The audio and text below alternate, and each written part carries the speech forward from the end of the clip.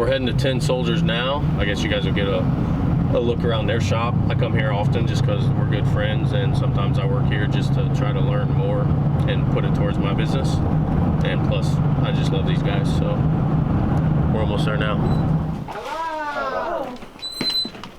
Oh, you got them. What's up, man? Cut that out. Just say, we were, I already did like an intro clip and we were in the truck on the way here. So I'll just say, we're picking up the motors, so we're going to show you guys around this shop because it's where legends are made. I don't know about that. Are you already filming? No. Yeah, you got to put that in the beginning, like yeah. You got to get this in there. Dang. this is my favorite part of the whole shop, honestly. The door is sick. That's real gold leaf. Wow. I thought that was just a sticker for No, so dude, long. that's real gold leaf. Dang. It's been hand painted. Like when we move out of this building, I'm gonna take this door with us. Buy the cheapest, plainest They're door. call like, what happened to the door? I don't know what happened to the door. Door thieves is a big thing now. Like, remember the Cadillac converters? They came and they got our door. The Cadillac converters? Cadillac converters. That's the only ones they wanted. We're at 10 Soldiers. We're going to show you guys around the shop. When I say we, I mean Jason's going to talk. I'm going to follow him around and maybe insert some funny jokes where... We'll probably try to cop the fuel. Again. There used to be a bunch of stuff in here. Now it's so spacious. Kind of cleaned out. There's so much room for activities. So this is just our shipping, receiving area. My wife typically works up here. That's kind of her desk. Probably not as glamorous as you thought it would be, but just a bunch of boxes, shipping table to box stuff up. Probably the coolest thing in our whole office is my dad's Wally's. So if you didn't know, the reason 10 Soldier Race Cars is called 10 Soldier Race Cars is my dad's cars were always called the 10 Soldiers. So we stole his name. He did say that if we ever make any real money that he's going to sue us. I never knew that. You did not? No, I never knew that. So, I thought you just came up with a really cool name. No, hang on. You can pause that. I don't get paid enough to cut stuff up. It's just one take. Shit. So, here you go. So, this is my dad's car. It's a 69 Camaro. That was a real Copo car. Back in the day, when he started racing in the 60s, he started at a little track down the street called Thornhill, which you guys have raced there. He said it still looks the same as when he raced there in the 60s. But anyway, he had a 66 Corvette, and then he worked at GM in Norwood building Camaros and Firebirds. Knew that this car was for sale. He actually helped build it going down the line because they would, like a Copo had different stuff obviously that got on it. Knew where the car went. Guy was trying to make it faster, trying to get it tuned up, so ended up breaking the rear end in it, and he thought he blew the motor up. So it was red. Dad went over to look at it, saw that the plug wires were crossed. He had a bunch of my dad had a million 12 volts. He still does, because his Corvette was a 12 volt car. So I think he bought it for like $300. A Copo car? A Copo car, yeah. So took it home and went to the body shop that weekend, and they painted it black because he said he would never own anything that wasn't black. And yeah, and then not long after that, he raced it with a stick and small tires and ran stock. Then he decided he wanted to run super stock. So he had it tubbed out, and then that's when the 10 Soldier got put on it. And there was a song back in the day called the 110 Soldier, where all the little 10 soldiers go out to battle, and then only one rides away. So my dad thought that was a lot like drag racing, so that's why he named it. It was actually called the 110 Soldier was the name of the car. Oh, dang. So you guys are 10 Soldiers. That means not everybody's going to laugh. It's kind of a sad story now when you think about it. It's cool, man. So, yeah, and so that's where the name come from, and you'll see, like, there's some pictures of his current car. It still has 10 Soldier on it. So, really cool thing about my dad is, like, he started racing super stock in the 70s, and what year is it, 2020? Yeah. So, my dad is 78 years old, and he still races super stock. He won the Nationals this year. Yep. So, qualified number 1 out of, like, 160 cars or something crazy at 78 years old. So, it's funny, when I see, like, people complain about rules, and then they, like, drop out of a class, I really snicker. Yeah, because of all the rules that. Yeah, my dad, he has so many rules, and he's literally has done this. So he's done it for 60 years, man. Well, my math might be bad, but at least 50. At least 50, and raced the same century. Yeah, raced the same class. Never complains. Just keeps his head down. Always working. Just changes it if he has to. Yep. I've never heard him complain. He let Jason drive to the lanes one time. I drove down the track twice. Dang. I hated it for him, but it was like the most impressive, unimpressive thing ever. Yeah. So it's only got a 305 cubic inch engine in it, and it has a tuned port throttle body. He has to run factory cylinder heads. It's like a cast intake too, yeah, right? So you would think like that wouldn't be very fast. But at nines, right? yeah, 3,100 pounds, it's been 960s. So It's stock. yeah, Ish. that's where the ish come from. So yeah, we have a lot of really awesome customers. So that's all that. I'm really sad about this because the shop rate's actually been 95 an hour for like a year. Dang. But my buddy Brandon that painted the door, he painted this sign, and like we had like a little post-it note over the 8 for a while, but it's just we're like, dude, it's so cool. Like, Yep. he's gonna paint us another one, but You just put some masking tape and make a 9. yeah. Well, when we first started, you know how it is, man. Like people act like they didn't know what your shop rate was. Yeah. So I called him. I'm like, dude, I want something. Flashy and big. Yeah, that they know. Like as soon as they walk in the door, this is what it's gonna cost. So like I said, but now it's misleading. Yeah, now you're just a liar.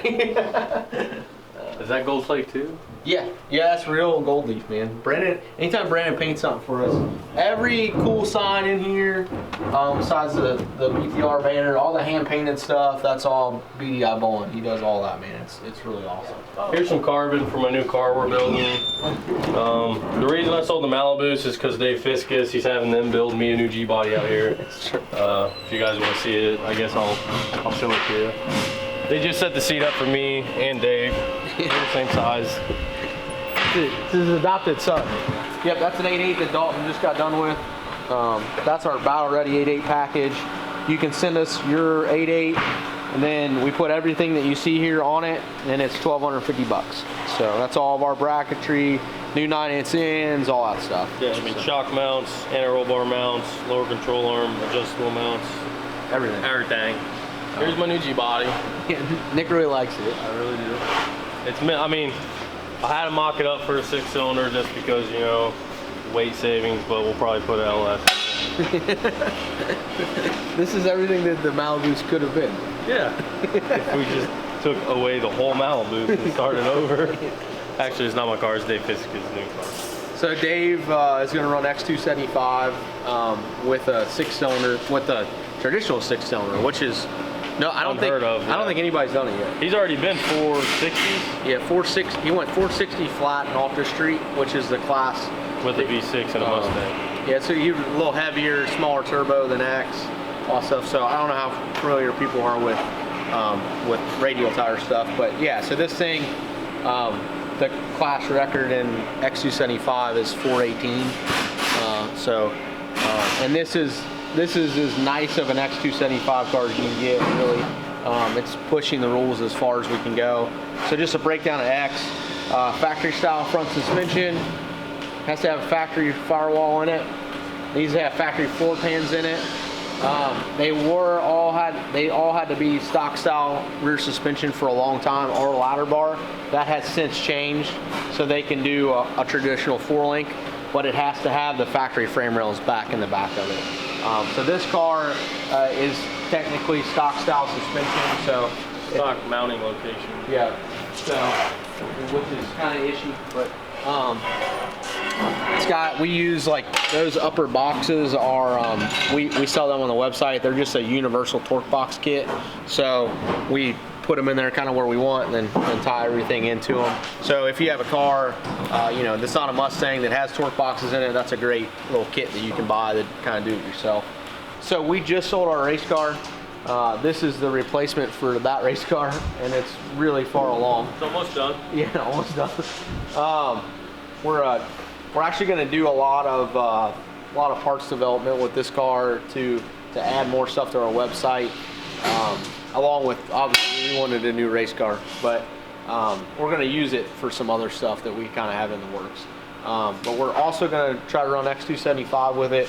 Right now the plan is to do it with a stock block motor, which is really kind of like what Dave's doing. It's unheard of. Nobody's tried to. There's a lot of people that go fast with stock block stuff, but you don't see them racing them at this level. Yeah. They go for like glory runs to try to get a record or something, not go competitively racing every weekend. It's just a lot harder to do. Yeah, it's hard to make them live. They've done really good at it. So our old setup went really fast. So we actually, the class we raced last year, we ended up winning the championship, and it was limited 235. So a lot smaller turbo than what we have here. Run on a 26.85, which is tiny, and a lot heavier weight than what this car will be. So we'll have less weight, bigger turbo, bigger tires. Gotta go real fast. More power, baby. Yeah. This is kind of what they started out like. This is kind of phase one. This is Devin's car. We just did a red Mustang, or we helped finish the red Mustang that they did a lot of work to, and this is the guy's other car, right? Yep. So he did like, we had started on this thing, got it gutted, then kind of stopped because we finished that red car up for him. And then it went to Nick and them, and they plumbed, wired it, did a nice job with that. So now we're kind of back on this, but this is square one, man. Like, you put them on the chassis table, you literally cut out. People really don't understand. Until last week, I never knew how much work it was to get them to this point. Yeah, you did a little bit, huh? So this is how you build a light race car. You do it on the front end. You can save yourself, if you're doing this yourself, you can save yourself a lot of money from buying lightweight parts if you just do this. So you literally, you cut out everything. I mean, all the roof structure's gone out of this car, everything. Just gut it. Just gut it. And then we'll put new factory floor or new factory frame rails back in it. Like, you can kind of see this one, like, you know, it's got the floor pans and stuff back in it. This is a double frame rail car. But it's easier to cut everything out and put back what you want, opposed to back in the day when they first started building the X275 stuff or small tire stuff. They would kind of keep a lot and then build around it. Which was really difficult, honestly. This is easier. So just a little more work on the front end, but it is easier. The first car that we ever built, they own. One of our buddies was building it. He ended up passing away, and Jimmy bought it. So we'll eventually finish that when they're ready to. But this car actually runs X275, and this big brick of a car has been 430s. Yeah. So, and it's really cool. We've got a big block Ford nitrous deal in it, and Jimmy tunes it, which Jimmy's really, he's younger than me. How old are you? 26. I think Jimmy's your age. So he's like an engineer, right? Yeah. He was on 30 under 30 a couple years ago, and just super awesome guy. I always say kid, but we're about to say. This was just in for some small updates for him, just in some stuff. That's what it's here getting updated. Just new suspension in the back. We're gonna get weight out of it for him. This is really OG X275 car. This is really what the you always hear people talk about this. Yeah, the spirit of the class. Really, like, most people really want to build a fancy race car, and they spend all their time and energy building said fancy race car, and they never get it done. So this car was just a 25.5 car, square two subframe connectors. It was basically like a basic race car, just added. Yeah, this car has less tube in it than our white car that we raced. It's been 420. And 2/10 faster. And it's, you know, it had true stock suspension in it, like it. Stock frame rail, stock everything. Yeah, just mini tub. I mean, honestly, there's enough products on the market. If you're a decent welder, you could have built this car. Like, it's not, you know, if people think that X275 and all this stuff is a crazy budget, which it can be, but this is just a testament that if you're willing to work, like, you can figure it out. So tuning.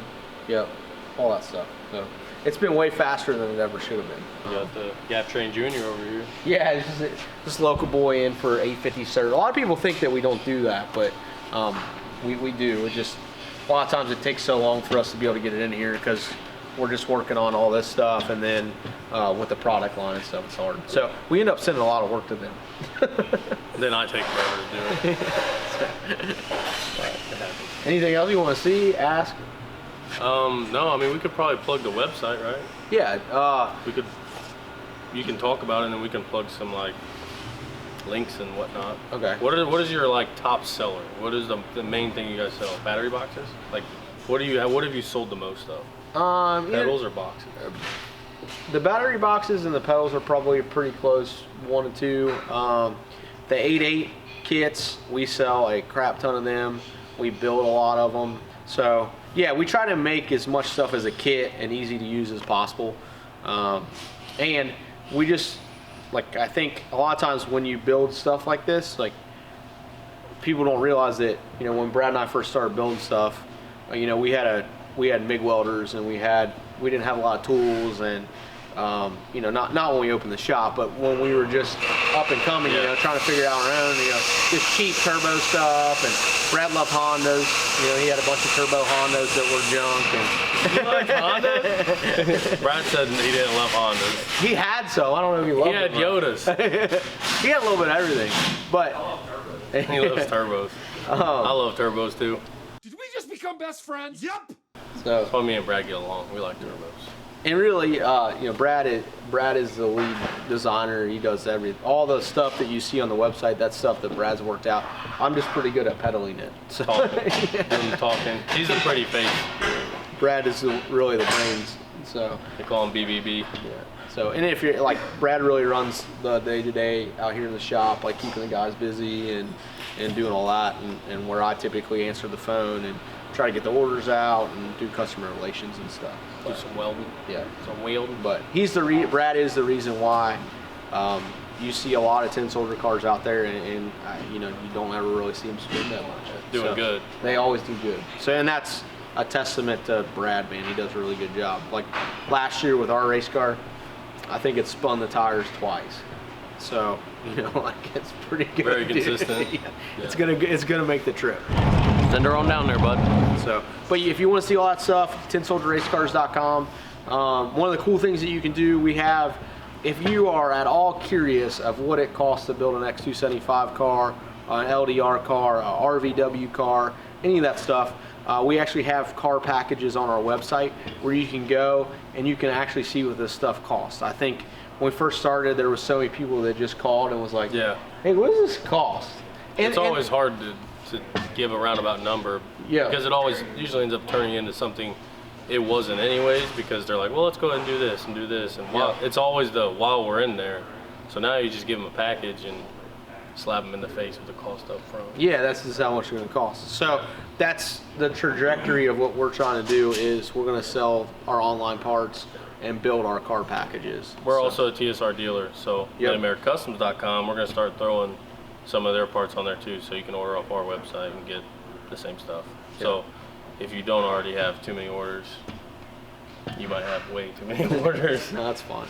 We're figuring it out. So, no, happy, and that's really the goal, man. We want to partner with like shops like Nick that you know, maybe you're just starting out, or whatever. You just need good quality parts, and you need some customer service that is beyond what you can get from calling somebody else. Well, you there's know? a lot of times I don't know what I'm doing. I can just call Jason and he tells me.